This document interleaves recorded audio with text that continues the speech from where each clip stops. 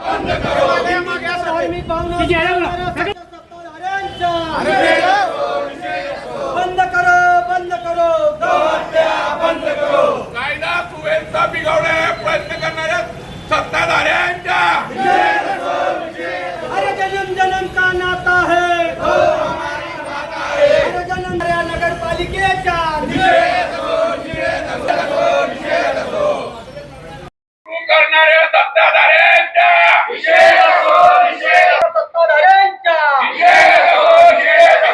धार्मिक भावना दुखावणाऱ्या नंदुरबारच्या सत्ताधाऱ्यांच्या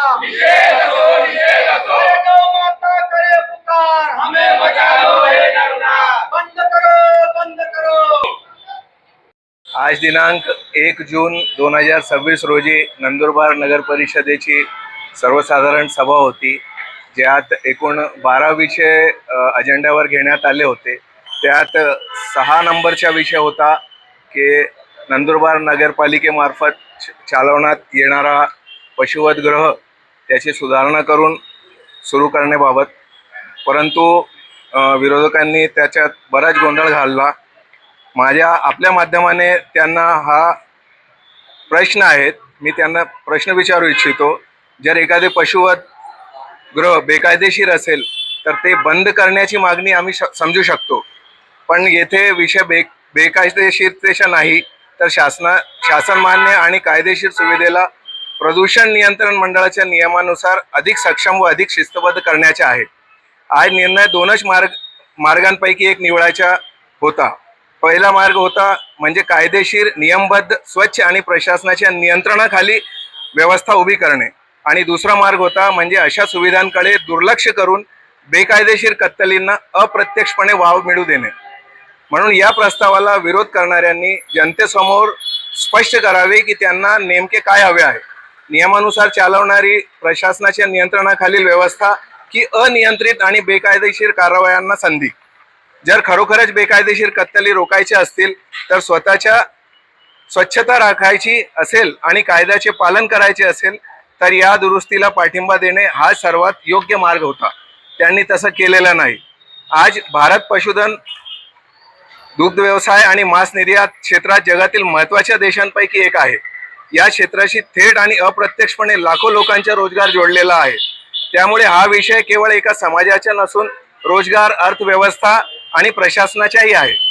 पण जर केवळ राजकीय भूमिका घेण्यासाठी या प्रस्तावाचा विरोध केला जात असेल तर जनतेला हे समजायला वेळ लागणार नाही की विरोधाचा उद्देश समस्या सोडवणे नसून केवळ राजकारण करणे आहे।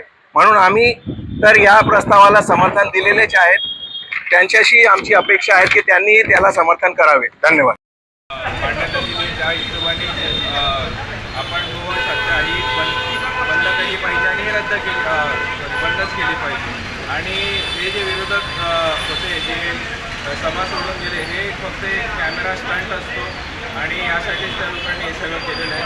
परंतु शिवसेनेचे सगळे नगरसेवक आम्ही सगळेही गोवंश हत्याच्या विरोधात आहोत आणि हे कायमसाठी बंद केली पाहिजे। कोणत्याही आपल्या हिंदू बांधवाचं जे श्रद्धा आहे तिला हानी न पोचण्याचा हे निर्णय आहे आणि म्हणूनच सांगतो की गोवंश हत्या ही बंद झाली पाहिजे। धन्यवाद। आपण सभा वॉकआउट केली होती, नेमकं काय विषय होता आणि काय मागण्या?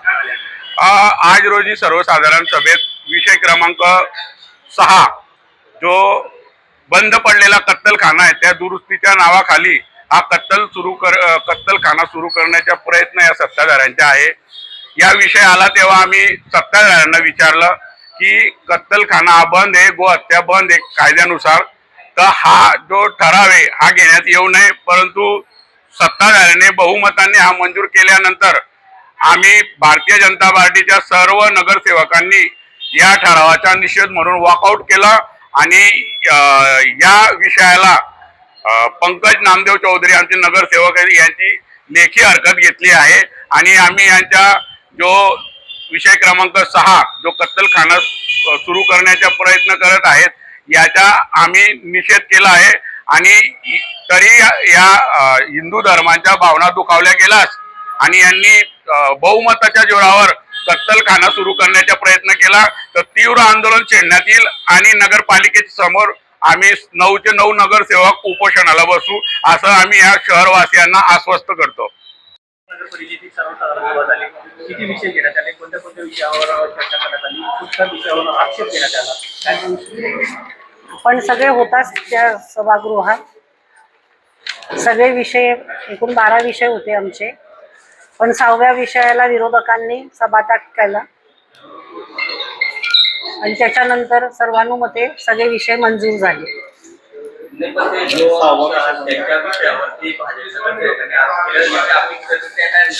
गोवंश हत्याला आमचा सगळ्यांचा विरोध आहे. बघा, आपण सगळे हिंदू बांधव आहे. आपली गोवंश हत्याला आपली कायमच आपला विरोध राहील. त्याच्यात आपल्याला मुस्लिम बांधवांनाही सहभाग नोंदवला आहे की हिंदूंच्या भावना दुखावल्या जाणार नाही, पण शासनकडनं ते स्लॉटर हाऊस करायचं असं ते शिवसाहेब बाकीची माहिती.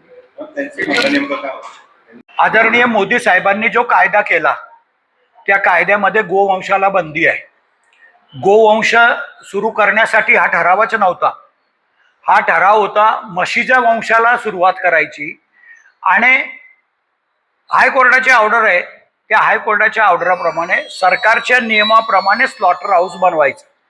आज आमचं स्लॉटर हाऊस नियमाप्रमाणे नाही आहे. तिथं ज्या सुविधा MPCBच्या निकषाप्रमाणे पाहिजे त्या सुविधा तिथं नाही, म्हणून ते बंद आहे.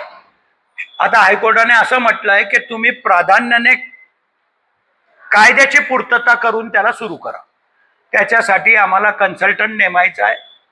आम्ही गोवंश सुरू करणारच नाही, पण ज्याला आदरणीय मोदी साहेबांनी परवानगी दिली आहे त्या म्हशीच्या वंशाला परवानगी नंदुरबार नगरपालिका सुद्धा देईल.